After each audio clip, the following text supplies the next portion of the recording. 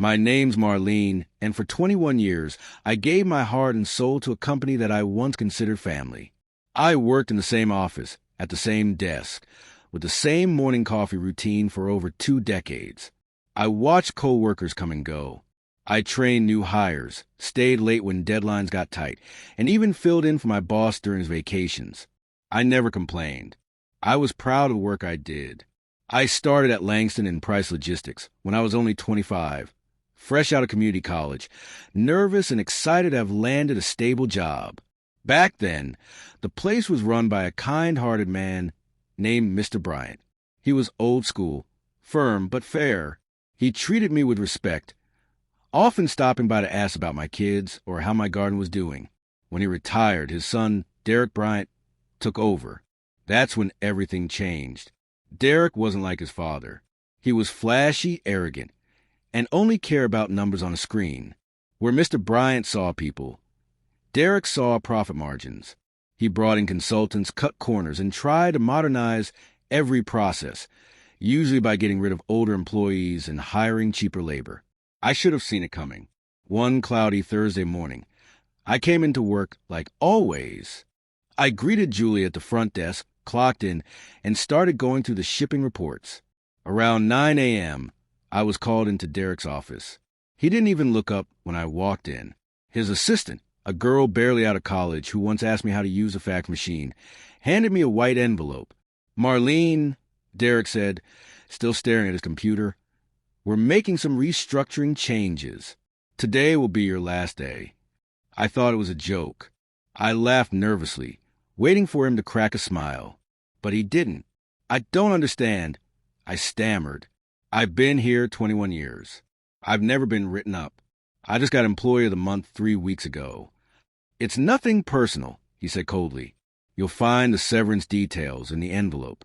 Please pack your things by noon." No warning, no explanation. Just like that, I was out. After 21 loyal years, I walked out of that building in a daze. My head spun. My chest hurt. I sat in my car, gripping the steering wheel, tears filling my eyes. I called my daughter, Rebecca, and she cried with me over the phone.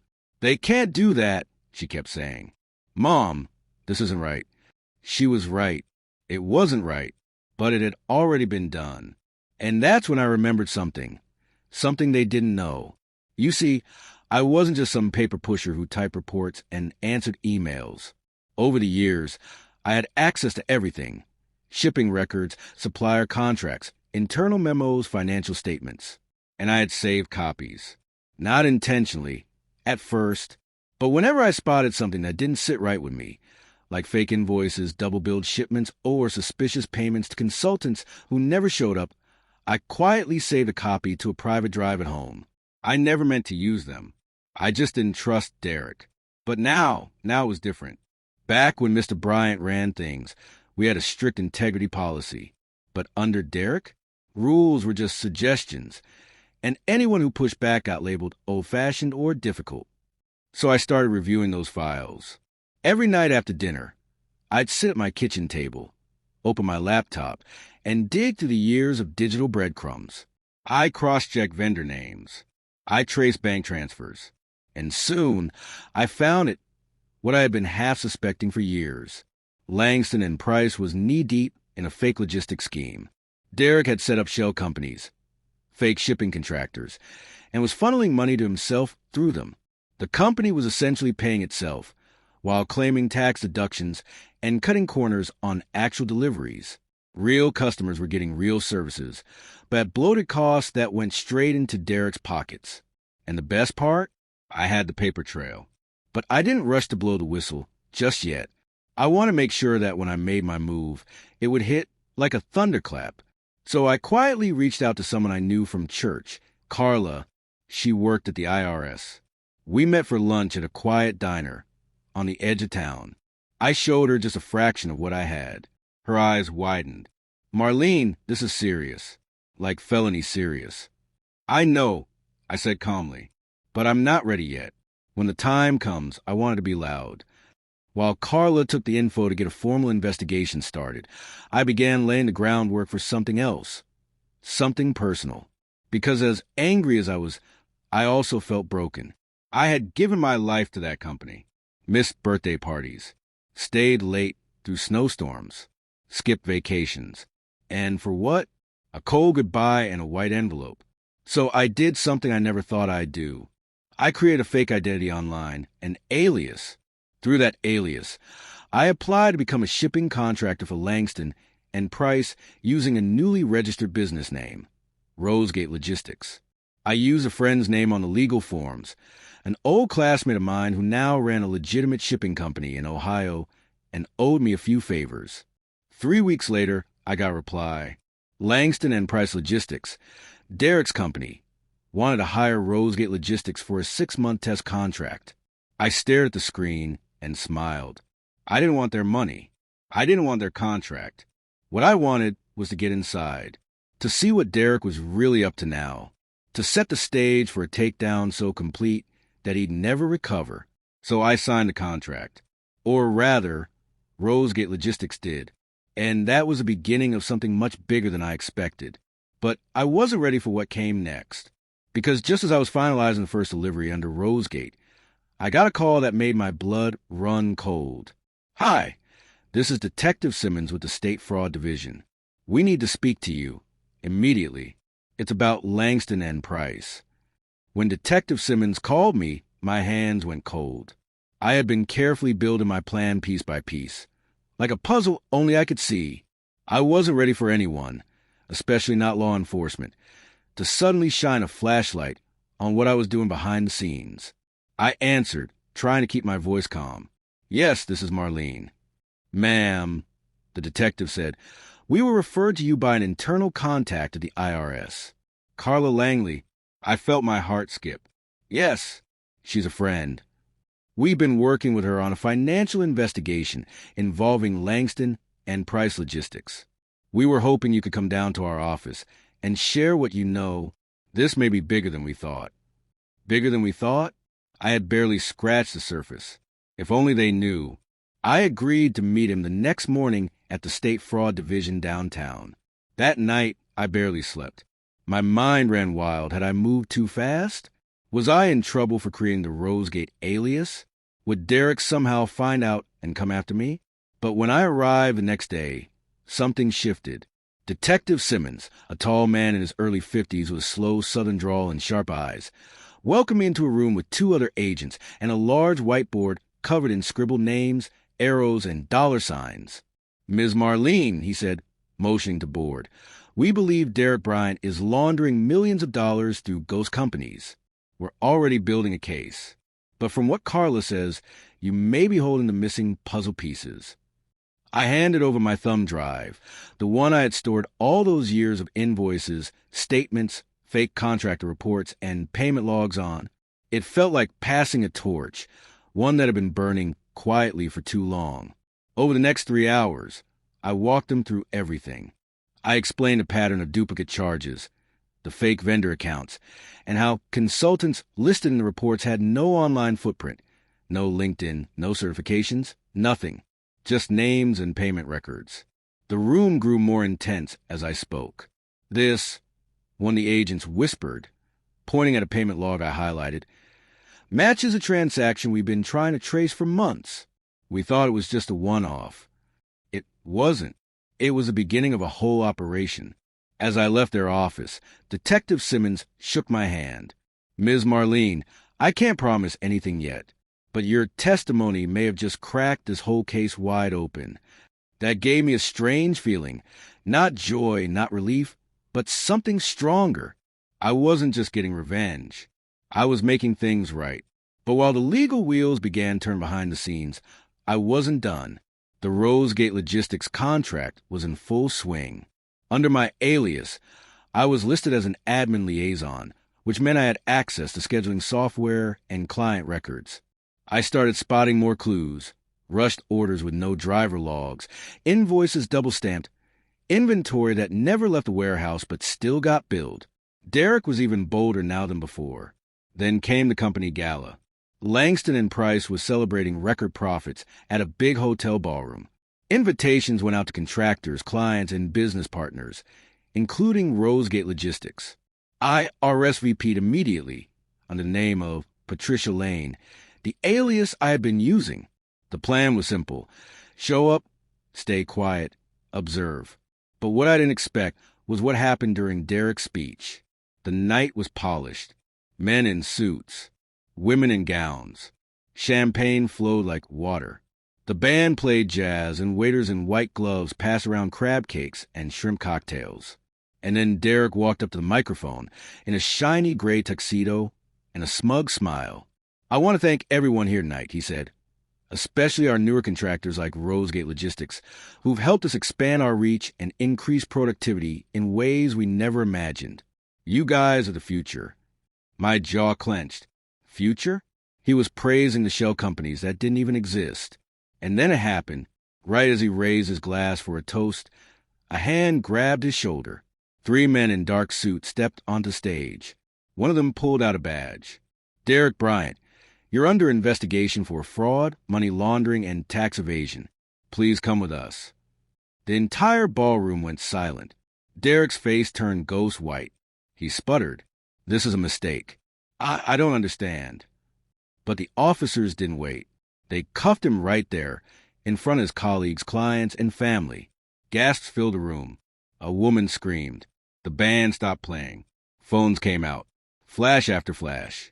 It was like a scene from a movie. And I was standing at the back of the ballroom, watching it all with a glass of punch in my hand. Nobody noticed me slip out the door. But the next morning, they did. Because just hours after Derek's arrest made the local news, Langston and Price's board called for an emergency shareholder meeting. And guess who showed up on the call? Mr. Bryant, the original founder, Derek's father. I hadn't seen that man in years, but I never forgot his voice. And what he said on that call made the entire boardroom fall silent. "I'll be taking back control of the company immediately. And I know exactly who I need to help me clean up this mess." That was when I got the email. Subject line: "Marlene, we need to talk." But before I could even reply, something else happened. Something I never planned for. That same morning, while scrolling through social media, I saw a post from one of the interns I used to mentor. It read, "Can't believe what happened at the gala last night. But the real bombshell? The Rosegate lady looks exactly like Ms. Marlene. Did anyone else notice that?" And just like that, my secret identity wasn't so secret anymore. The post had already gotten over 200 likes and was spreading fast. I froze. This wasn't part of the plan. And then came the knock on my door. The knock on my front door was slow and firm. 3 solid thuds that rattled my nerves. I wasn't expecting anyone. The sun hadn't even finished rising. My hair was still tied up, and I was still in my robe. My mind raced. Was it the police? Was I in trouble for creating the Rosegate identity? Had someone connected the dots faster than I thought? I peeked through the curtain. It was Mr. Bryant, the original one, the founder, the man who had trusted me for over 2 decades before his son turned the company into a personal piggy bank. I opened the door slowly. "Mr. Bryant?" "Marlene," he said with a soft smile. "May I come in?" I stepped aside, still confused and anxious. He walked in, took off his hat, and looked around my modest living room. Nothing fancy, just old furniture, a few family photos, and a lot of memories. "I heard about the Rosegate thing," he said, sitting on the edge of my couch. "I also heard that you're the one who saved the company from my son's stupidity." I stayed standing. "I didn't do it for the company." "I know," he said, nodding. "You did it because it was right. That's why I trusted you all those years." I wasn't sure what to say. Part of me was proud. Another part was scared stiff. "You're not in any legal trouble," he said, as if reading my mind. "The alias thing, the feds don't care. They're treating it as whistleblower protection. You're covered. In fact, they may ask you to testify." I sat down across from him, finally letting my shoulders drop a bit. I didn't want any of this attention. "Well, you've got it now," he said with a small chuckle. "And more than that, you've got respect. Not just from me, but from the entire company. From people who had no idea the kind of work you really did." He pulled out a folder from his coat and slid it across my coffee table. "That's an offer. We want you back, but not at your old desk."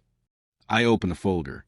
It was a job offer, Executive Vice President of Logistics Operations, with a salary I'd never seen in my life, full benefits, company car, bonuses, a private office, my own team. I blinked. This is too much. No, Marlene, he said firmly, this is not enough. Not for someone who gave 21 years and then still had the guts to expose the truth when nobody else would. I was speechless, but I didn't say yes. Not yet, because there was one more thing I needed to do. After he left, I got dressed, tied my hair back, and drove straight to the nursing home where my old coworker and dear friend, Alice, now lived. She had retired a few years back due to health issues, but she'd been one of the few who always stood by me, even when things got tough. She was in the sunroom, sipping tea. When she saw me, her eyes lit up. Marlene, I saw you on the news. Girl, you've gone viral. I laughed and hugged her. It's been a wild ride. I told her everything. About Rosegate, the sting, Derek's arrest, the new job offer. When I finished, she leaned back and said, "So, what are you going to do now?" "I don't know," I admitted.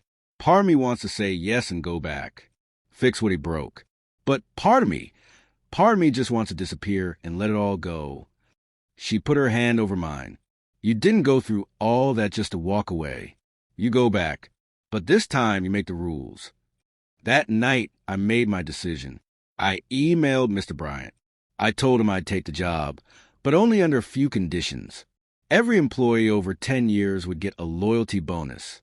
Layoffs would require a full board review and documented reason.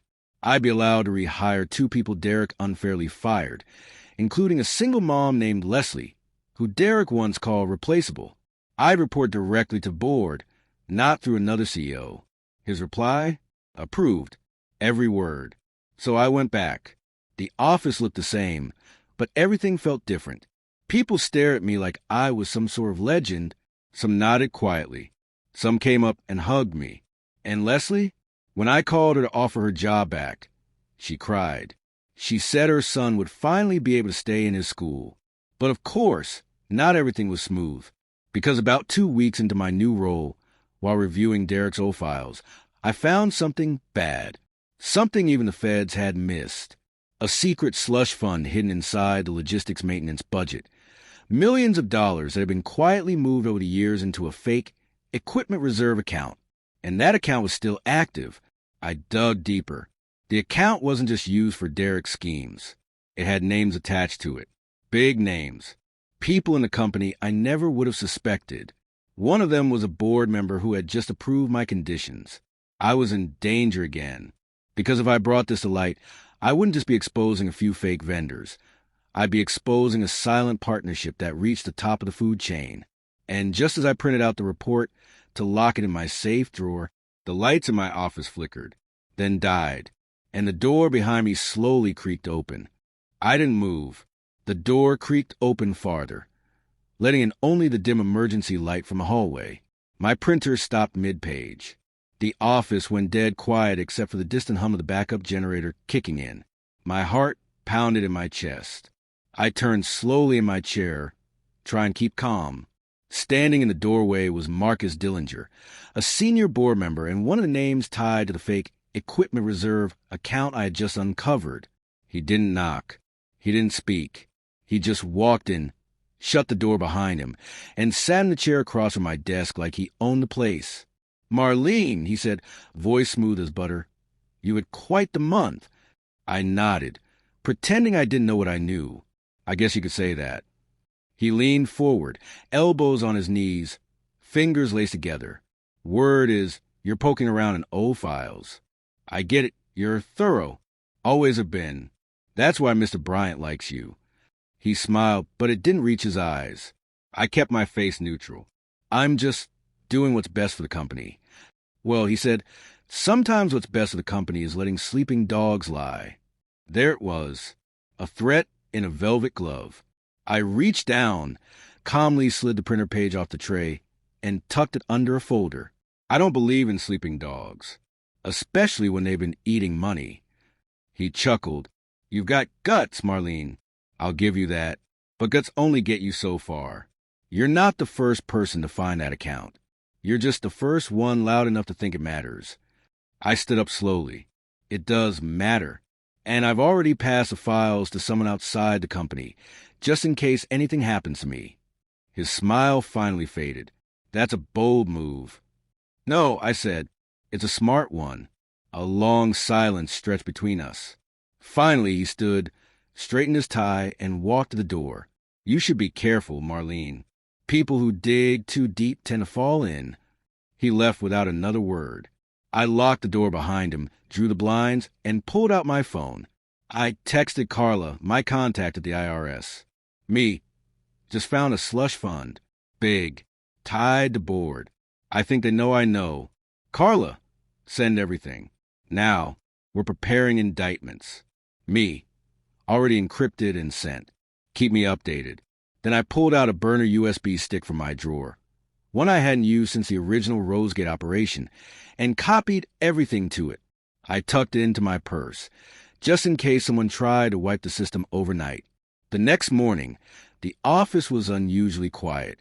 People greeted me with polite smiles, but something felt off, like the building itself was holding its breath.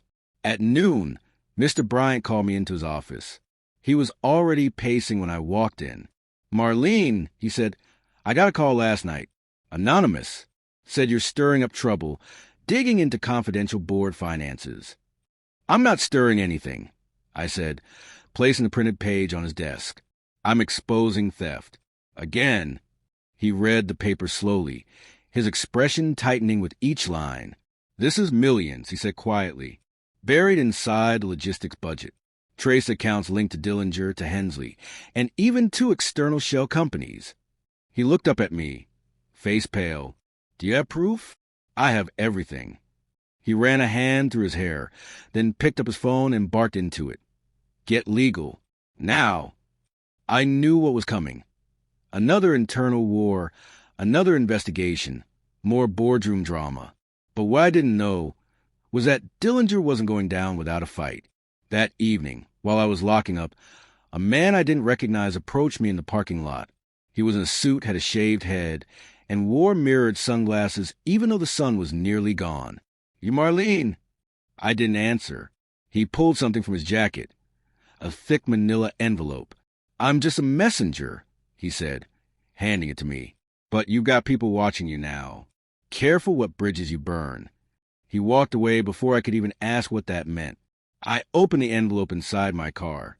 Inside were printouts of emails. My emails, some from my time as Rosegate, some personal ones to Carla, one that even had my home address listed. Whoever sent them had access to my digital trail, and they were letting me know they were watching. I wasn't just in a fight with Derek anymore.